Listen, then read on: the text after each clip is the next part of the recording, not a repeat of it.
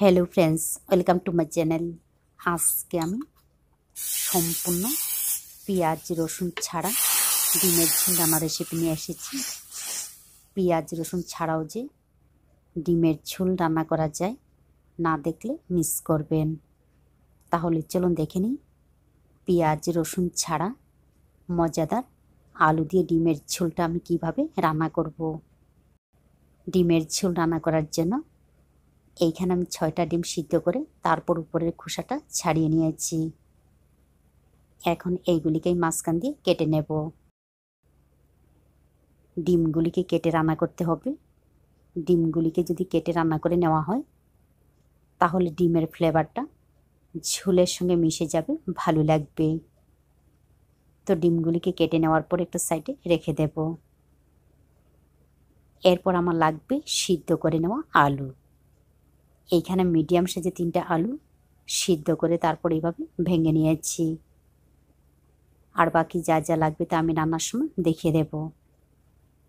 এরপর gas on করে কড়াইতে তেল গরম করে নেওয়ার পর দিয়ে দিলাম লবণ, দিয়ে দিচ্ছি হলুদের গুঁড়া।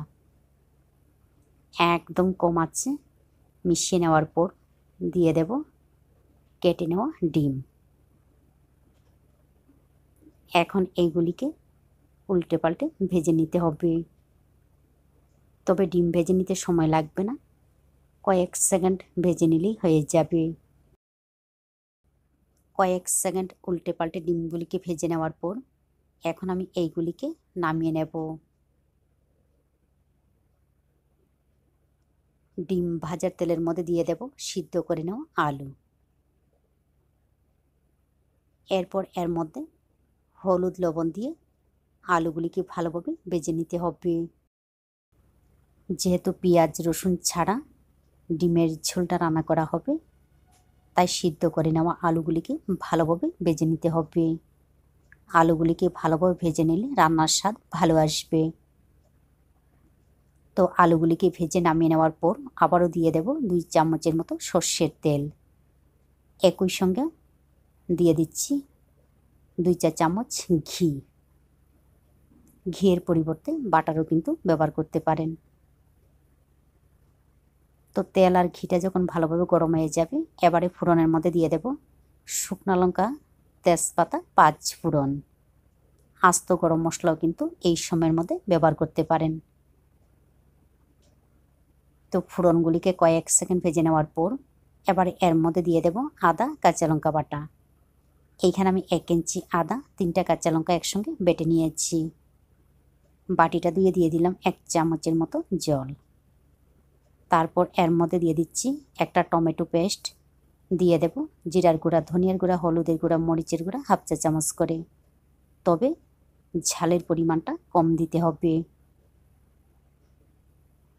এরপর এর মধ্যে জল দিয়ে মশলাগুলিকে ভালোভাবে কষিয়ে নিতে হবে। তো মশলাগুলিকে কষিয়ে নেওয়ার পর মশলা থেকে যখন তেল ছাড়তে শুরু করবে এবারে এর মধ্যে ভেজে নেওয়া আলু দিয়ে এইগুলিকে আবার একটু নাড়াচাড়া করে কষিয়ে নিতে হবে। মশলার সঙ্গে আলুগুলিকে আবারও কয়েক সেকেন্ড নাড়াচাড়া করে মিশিয়ে নেওয়ার পর এবারে এর মধ্যে দিয়ে দিচ্ছি জল। জলের পরিমাণটা কম ব্যবহার করলেই হবে, যেহেতু আলুগুলি আগে থেকে সিদ্ধ করে নেওয়া। এখন চুলার আঁচটা বাড়িয়ে দিয়ে ঝোলটাকে ফুটিয়ে নিতে হবে। ঝোলটা যখন ফুটতে শুরু করবে এবারে এর মধ্যে দিয়ে দেব ভেজে নেওয়া ডিম, দিয়ে দেব পরিমাণ মতো লবণ। আমি আবারও বলছি, এই রান্নার মধ্যে ডিমগুলিকে কেটে রান্না করবেন। ডিমগুলিকে কেটে দিলে ডিমের ভিতরের ফ্লেভারটা মিশে যাবে, ভালো লাগবে। এইগুলিকে হালকাভাবে মিশিয়ে নেওয়ার পর একদম কম আঁচে 4 থেকে 5 মিনিট ঢাকনা দিয়ে রান্না করব। এরপর আমি এর মধ্যে একটা তড়কা দেব। তার জন্য একটা তড়কা প্যান গরম করে নিয়ে এর মধ্যে দিয়ে দিলাম 1 চা চামচের মতো বাটার। বাটারের পরিবর্তে ঘিও কিন্তু ব্যবহার করতে পারেন। বাটারটা যখন ভালোভাবে গরম হয়ে যাবে এবার এর মধ্যে দিয়ে দেব ভাজা মশলা। তার মধ্যে রয়েছে 1 টুকরো দারচিনি, 1টা এলাচ, 1টা লং, 3-4টা গোলমরিচ, 1/2 চা চামচ আস্ত জিরা, 1/2 চা চামচ মৌরি, শুকনো খোলার তেলে গুঁড়া করে নিয়েছি, তার থেকে আমি 1 চামচের মতো দিয়ে দিলাম। এইভাবে যদি একটা তরকা দেওয়া হয় তাহলে খুব সুন্দর একটা ফ্লেভার আসে। এইগুলিকে হালকাভাবে মিশিয়ে নেওয়ার পর আবারও 1 থেকে 1.5 মিনিট একদম কম আঁচে ঢাকনা দিয়ে রান্না করব। তারপর গ্যাসটা বন্ধ করে কিছুক্ষণ রেস্টে রেখে দেব। প্রায় 1 মিনিটের মতো রান্না করে তারপর গ্যাসটা বন্ধ করে 3 থেকে 4 মিনিট রেস্টে রাখার পর দেখুন খুব সুন্দর হয়েছে।